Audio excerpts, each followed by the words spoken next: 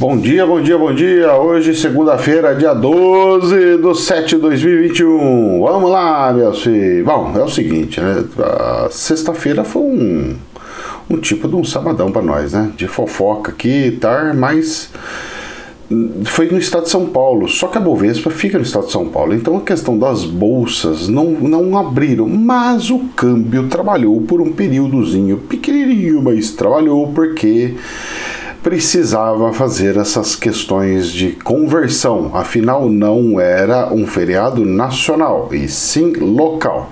Então você teve alguns pontos, é como se fosse um leilão, sabe?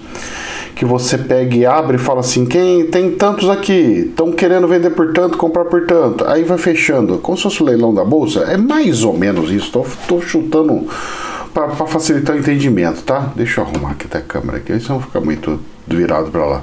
Aí, na segunda-feira, ela caiu mais um tantinho, caiu um tiquinho, ela subiu, e depois ela caiu um tiquinho, 0,31%. Mas nós temos a compra do dólar em R$ 5,25 e a venda R$ 5,23, 5,24, aliás, um centavinho só de lambuja para compra e venda.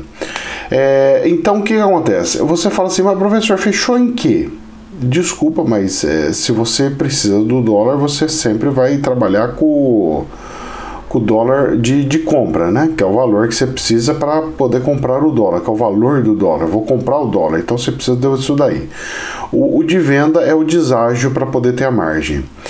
Então o dólar está em R$ 5,25. Ruim, muito ruim. Espero que essa semana melhore. Por quê? Esse leve queda que deu na sexta, de 0,31, ele vai ajudar muito a dar uma perspectiva de que, opa, já subiu o que tinha que subir, agora dá aquela pausada, aquela segurada, vamos ver se é para subir mais ou é para descer mais. Então eu acho que vai ser aquela semana aonde nós vamos ver se aonde vai ser o equilíbrio para ele parar. Agora vamos ver se ele vai descer um pouquinho mais, se vai subir um pouquinho mais. Se ele parar aí, beleza. Se ele cair um pouquinho, ele está gerando uma tendência de uma leve queda, mas eu não acredito que volta a cair mais um montão, não. Eu não... Cara, com a política que tá, com o ministro da economia, do jeito que ele tá fazendo, você me perdoa, porque o cara do Banco Central, ele tá fazendo das tripas coração para segurar o dólar. E tá mesmo, ele tá vendendo, fazendo o que ele precisa fazer. Aí chega o ministro e fala as coisas dele, lança aqueles projetos horrorosos e rebenta tudo as coisas. Aí não dá, né? Aí o cara estraga todo o trabalho feito lá atrás, né? Infelizmente é isso aí que aconteceu, que está acontecendo, mas fazer o quê? Quem sabe um dia o Paulinho sai voado, né? Bom, e na sexta-feira a bolsa abriu no planeta e o DAX subiu, então o DAX ele pegou e subiu 1,7, ele subiu estrondosamente e fechou em 15.687. Bom, eu ainda, como eu vou ter que fazer algumas coisas aqui aonde eu fico, eu tô tendo que gravar muito mais antecipado, então eu não consigo ver o DAX. Então o que acontece? Eu sei o que aconteceu na sexta-feira, subiu demais, então a probabilidade nessa sexta é capaz de ficar uma oscilaçãozinha até de queda, porque ele fechou alto para Juju, 15.687, fechou super bem. E a bolsa na quinta-feira, porque na sexta não abriu, ela fechou numa queda violenta de 1,2 e fechou a 125.427. Ela esteve no 127 e foi caindo, bateu 124.300, depois subiu 1.000 pontos para cima e fechou em 125.400. Ou seja, no final do dia ela recuperou, ela estava também na pegada de menos 1,7, que nem estava na mesmo dia, estava esse valor, o DAX. Na quinta-feira o DAX estava caindo isso aí. E ele recuperou tudo. Então, se recuperou lá, então a probabilidade é grande das ações da Bolsa de Valores do Brasil também fazer essa recuperação, mas é aquela recuperação baixa, né? Porque era para a nossa Bolsa de Valores estar 132, 134, 136, e ele está trabalhando agora em 124, 125, 126, 127, 124, 125, 126, 127. Ou seja, ele está trabalhando na baixa. Já a DAX, que é a Bolsa da Alemanha, ele já está voltando, ele está trabalhando lá no recorde. Vamos ver aí as cenas do próximo capítulo. Tem de tudo para voltar a recuperar. Pelo menos para recuperar os ganhos, né? Fazer as compras da semana para até o final de semana eles decidirem se vende ou não vende. É assim que funciona o comércio, os negócios financeiros. Vamos lá para as notícias aqui. Infomoney. IPCA abaixo do esperado em junho não significa que a inflação recuou.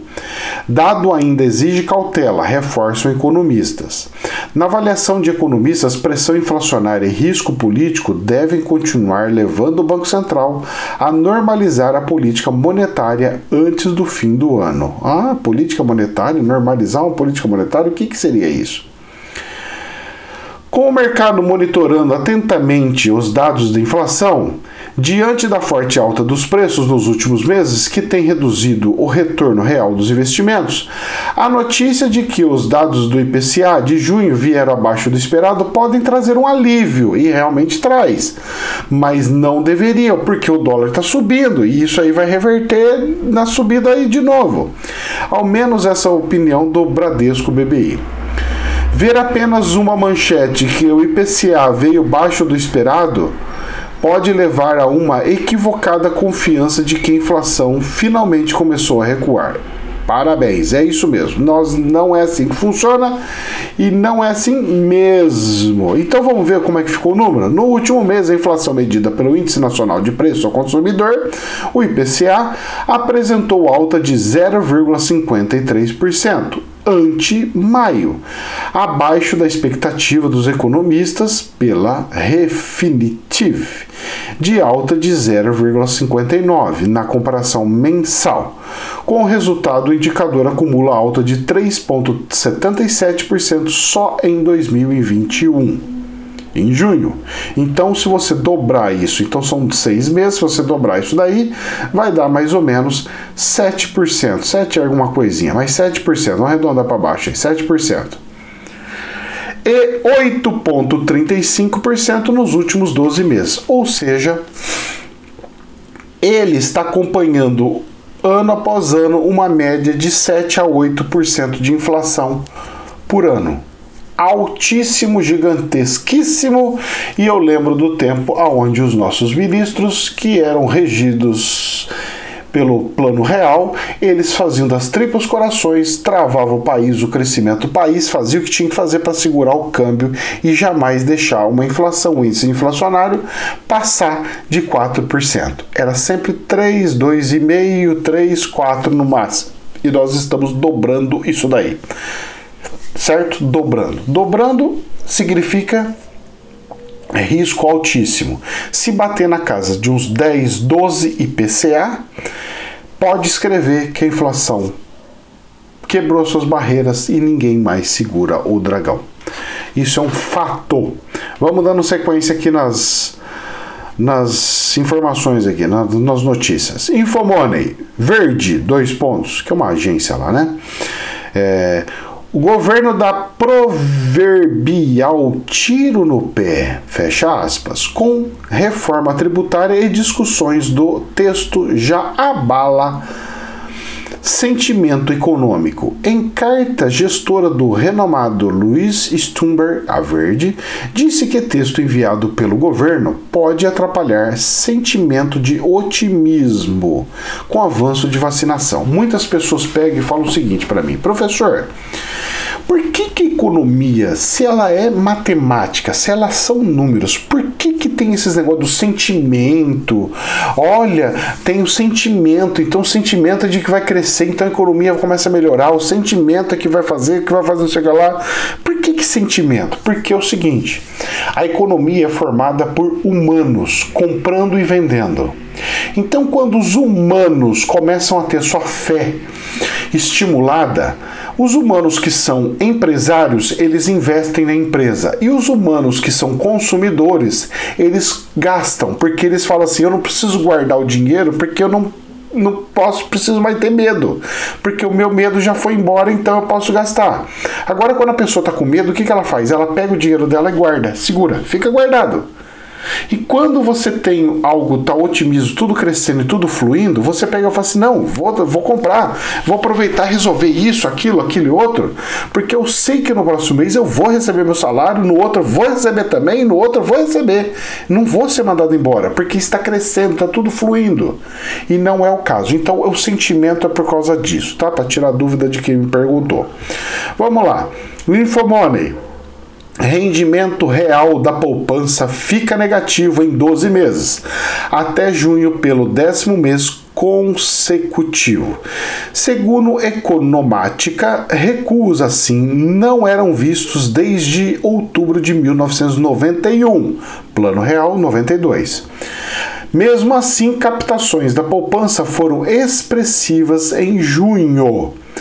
As fortes pressões inflacionárias acompanhadas de um ambiente em que as taxas de juros seguem baixas estão ajudando a corroer cada vez mais o poder de compra de quem aplica na poupança. Bom, na verdade, quem usa o dinheiro na poupança, ele usa como um lugar para armazenar o dinheiro para ele ter as condições de juntar um montante para poder comprar alguma coisa. Então, tipo assim, eu quero comprar, mas eu quero comprar um carro à vista. Então, o que a pessoa tem que fazer na análise? Você vai comprar um carro à vista? Ótimo. Eles te dão desconto se você pagar à vista? Me dão. De quanto? 12%. Tá, você vai levar quanto tempo para juntar esse dinheiro? Ah, eu vou juntar, professor, 5 anos. Tá ok. Então você tem que pegar esses 12% de desconto e diluir em 5 anos. E aí vai dar quanto? Você vai falar assim, nossa, mas 12% por 5 dá 2% ao ano, para cada ano, 2%. Tá, o prejuízo que você está tendo está sendo mais ou menos do que a poupança, na poupança que você está tendo. Aqueles 2% ao ano compensa essa queda da poupança ou não? Aí fica elas por elas. Então você pode fazer uma médiazinha e vendo aí. Mas em contexto geral, isso é um problema sério. Mas olha só que engraçado, as pessoas pegaram e sentiram que não era mais hora de ficar brincando, tiraram o seu dinheirinho da bolsa e entraram na poupança. A poupança é como se fosse uma conta corrente, deixa ela lá.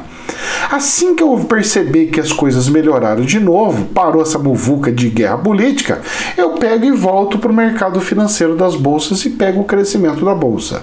O brasileiro está começando a ficar mais esperto, se foi isso a cabeça deles. Agora, também pode ser o seguinte: a poupança subiu, esse é um fator, mas é muito poucos investidores que fazem isso. O outro fator mais provável que esteja acontecendo estamos tendo uma crise, pode passar fome, pode subir todos os preços, eu não posso não ter condição de pagar alguma conta, pode acontecer alguma coisa, eu preciso me precaver, e aí a pessoa faz a precaução dela é deixar o dinheiro parado na poupança, porque ela conhece a poupança como melhor rendimento, porque é isento de imposto de renda, então não precisa ficar nem declarando. Agora, se vai fazer uma coisa dessa, uma poupança, gente, aplica no CDB, num bancão, né? Num banco gigante, Bradesco, Itaú, um banco gigante. Não naquelas piquitiquinhas, ou fintechzinha pitiquinha. Se o dono não for, tipo, tem fintech que o dono é um bancão, a Next é do Bradesco, o Itaú tem o dele, e assim por diante. Então você também acompanha isso e verifica essas situações, tá? Vamos dando sequência aqui. Infomoney, foi uma entrevista. Campos Neto, 2 pontos. O Open Finance visa, antes de tudo, ampliar a concorrência e a eficiência do sistema financeiro. Ao Infomoney, o presidente do Banco Central falou sobre os impactos esperados da iniciativa e os desafios de agora. Então vamos dar uma bisoiada no que foram as perguntas que fizeram para ele, para a gente ver se tem alguma coisa aqui interessante. Quais devem ser os principais impactos do Open Banking no sistema financeiro brasileiro? Em primeiro lugar, estamos trabalhando nessa iniciativa não mais como um modelo de Open Banking. Estamos ampliando o escopo para o modelo de Open Finance.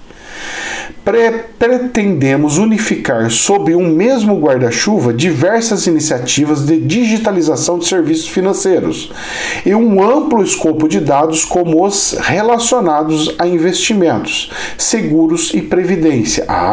Então nós teremos algumas coisas de mudanças nisso aí que precisa acontecer.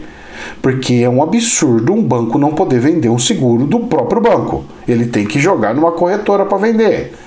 Por que o banco não pode ter seus próprios corretores ou coisas assim? Sabe, tem umas coisas que é meio estranha, sabe? Ou seja, o modelo não está mais restrito ao sistema bancário, englobando agora um conjunto mais amplo de produtos e serviços do sistema financeiro. Atualmente, o Banco Central trabalha com uma agenda estratégia de inovação para o sistema financeiro nacional. A Agenda BC, formada por diversas ações complementares que, juntas, contribuem para desenhar o sistema financeiro do futuro, mais inovador e inclusivo. Vamos ver o que ele acha que é isso daí, né? Então, vamos lá. O maior mérito do Open Finance é recolocar o consumidor no controle da gestão dos seus dados e seus recursos financeiros. Ou seja, não preciso ligar para a gerente para falar, eu quero investir aqui, eu quero investir ali. Não. Ele mesmo vai e fala, destravar aqui, destravar ali, fazer aqui, fazer lá, fazer lá.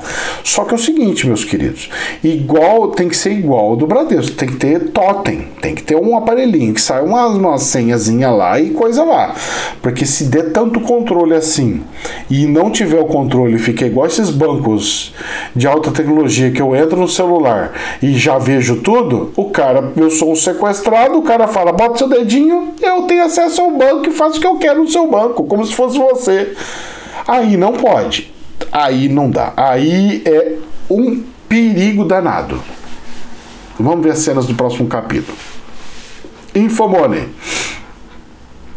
Veremos mais aéreas falindo até o começo de 2022, diz diretor-geral de associação do setor. Vixe. No ano passado, 40 companhias aéreas quebraram em meio à crise do coronavírus. Em 2019 havia sido 35. E esse ano 2021 também pode acontecer alguma coisa. Ainda que tenha acabado 2020, o pior ano da história da aviação, o setor tem grandes desafios pela frente. E várias empresas podem não resistir no caminho, segundo o diretor-geral da Associação Internacional de Transporte Aéreo, LATA. Então vamos lá. Isso é um fato. Então ele deu estatísticas e falou, faliu tanto em tal ano, faliu tanto em tal ano, e 2021 vai falir mais um tanto. E aí, como é que faz? E quem vende avião recebe? E os aviões que essas empresas têm devolve? E o que eu faço com o avião usado? Eu revendo? O que acontece com tanto avião que vai sobrar? E as novas? Vão querer avião velho ou vão querer comprar financiado em 70 vezes avião novo? E como é que faz? Porque avião novo tem economia de combustível, avião velho não. E aí, você está entendendo ou não? Então, olha, esse setor de aviação, ele vai sofrer um impacto tão gigantesco de mutação, de mudança, jamais visto na história. Já começa por Evolt, né? Que o Evolt, não, sei lá, o aviãozinho do que a Embraer tá desenvolvendo, que aquilo é um helicóptero elétrico, ponto. Aquilo lá não é um carro elétrico, carro voador, aquilo lá é um helicóptero elétrico, ponto. Tanto é que o preço é igual como tal de um helicóptero. Agora a questão é o seguinte, vai ter essas transformações, vai ter. Então existe uma probabilidade de fazer pequenas viagens nesses helicópteros elétricos? Sim, vai ser uma tendência. Os terminais de ônibus para curtos espaços vão utilizar esses tipos de aviação, ou vai ser mais para cidades um pouco mais distantes, ou cidades que não vai ter muito tráfego. Então junta ali, aluga, igual alugar um helicóptero. Hoje, se eu quiser alugar um helicóptero, eu vou lá e o cara me cobra 300 contos, se encher, mas tem que ser todo mundo. Então são 4 vagas, então vou fazer uma voagem. Aí eu vou para outro lugar e custa 3 mil reais para fazer uma viagem. Ele substitui, o preço vai ser igual, vai ser menos? Como é que vai ser isso daí? Vai ter um incentivo? Não? Como é que vai ser? Bom, primeiro vai começar com as empresas de táxis aéreos. Essas daí vai ter que fazer renovação. Se não renovar, já era. Depois que entrar nesse setor, vai começar a afetar o transporte rodoviário, de ônibus que vão intermunicipais e tudo mais. Esses ônibus de viagens que vão para um lugar para o outro. Não longe, o curto. O longe ainda vai de avião enchendo ele e levando, porque precisa de volume. Mas para coisas de rápido, vai e volta, ficar indo e voltando, vai entrar nisso. Ou então o ônibus vai fazer os lugares mais longes. Então eles vão fazer de um lugar longe para outro lugar longe. E os lugares que vai ser como se fosse 5 pessoas, 6 pessoas, pouquinhas pessoas, aí vai nesses daí e volta. As empresas vão ter que fazer essas adaptações e vão fazendo até migrar tudo para um lugar só. E ficar barato esses helicópteros voadores e pronto. Porque vai ficar barato. Hoje está caríssimo. Vai ser coisa de $500 mil que foi anunciado, a média. $500 mil. Mas você acha que vai ser esse preço? Uma coisa que a China produz, esses helicópterozinhos produz para nós vendendo por 300 conto? É só aumentar o tamanho. Sabe qual que vai ser o valor logo disso daí? Eu vou falar para você, no valor de hoje, uns R$20 mil vai ser o valor que vai ter. E com esse valor, você acha que as empresas não vão querer trocar tudo quando abaixar o preço? Então, vai ter uma mudança generalizada nesse negócio aí. Vai ser um setor que vai mudar muito, inclusive as casas e a construção, viu? Fiquem espertos com isso daí, viu? Então, já vai se preparando para você ter um estacionamento em cima da sua casa, se você for construir sua casa. Infomone. Um milagre aconteceu, viu? Plano de saúde terá reajuste negativo pela primeira vez e será de 8,19% negativo, ou seja, vai baixar o preço dos planos de saúde em 8,19%, mas não é o corporativo, viu? É aqueles que são individuais ou familiar, tá? Então esses daí. Eita, nós, hein? Que coisa abençoada, porque os outros são reajustados conforme o consumo, certo? Os outros planos, aqueles corporativos, é conforme o consumo. Consumiu muito, sobe. Consumiu pouco, baixa. Consumiu muito, sobe. Consumiu pouco, baixa. É assim que funciona. É mais ou menos no estilo americano. E esses daqui já é o estilo antigo, padrão, aqueles que vêm de longa data, que é o familiar e coisa. É uma boa notícia no meio de tanta coiseira. Vamos lá para a política para a gente encerrar o trem aqui. Veja São Paulo.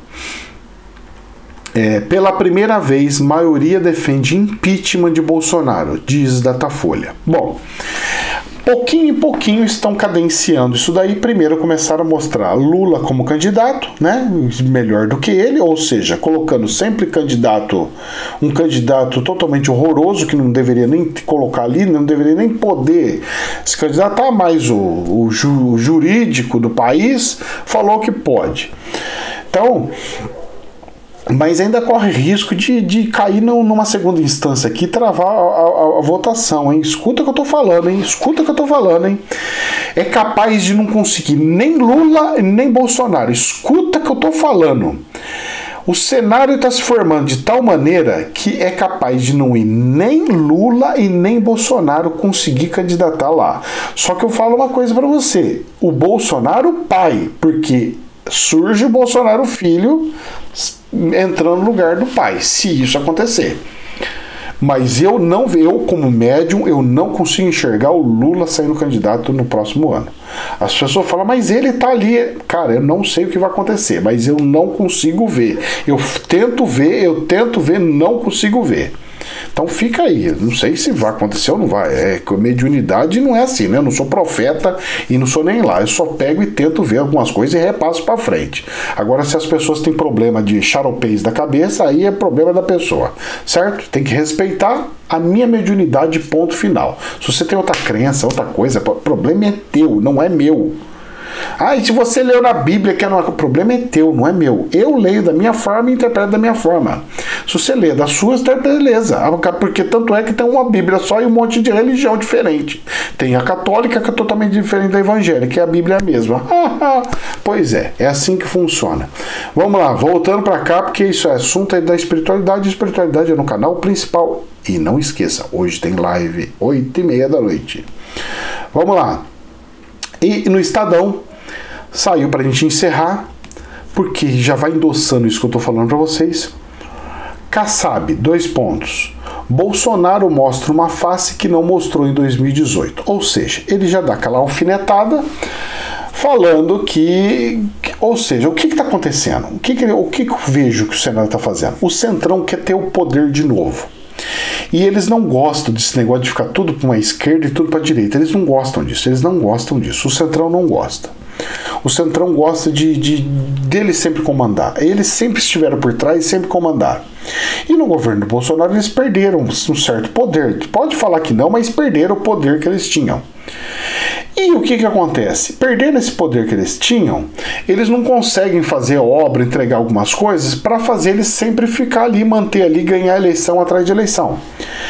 Então eles fizeram com que o concorrente do Bolsonaro, o extremo do Bolsonaro, entrasse na jogada, fizeram um corroer o outro e fica um corroendo o outro. Tanto é que você não vê alguém do centro sendo corroído.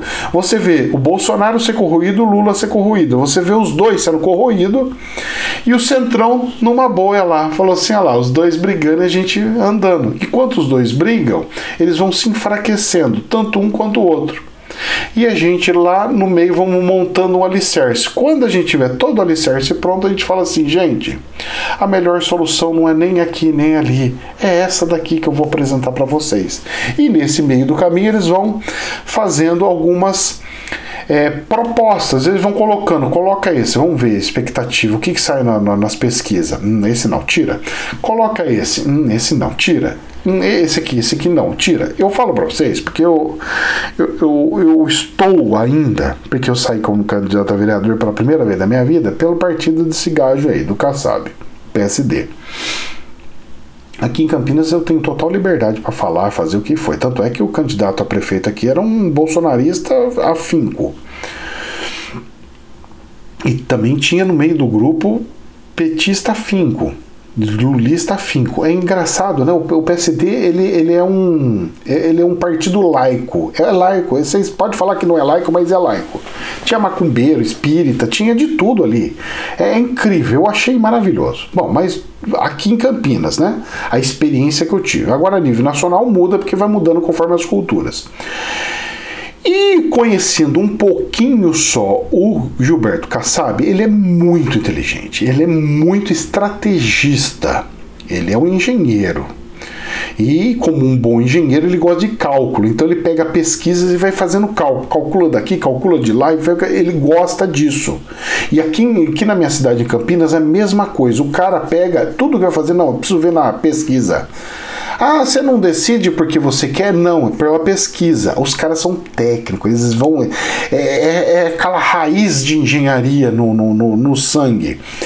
Então, os caras vão fazendo as coisas e ele joga aquela coisa social ali, já montando e vai colocando, um candidato colocando. Porque, então, eu falo pra vocês, porque ano passado eles já falaram pra nós, ó, nós vamos colocar 4 pré-candidatos a presidente.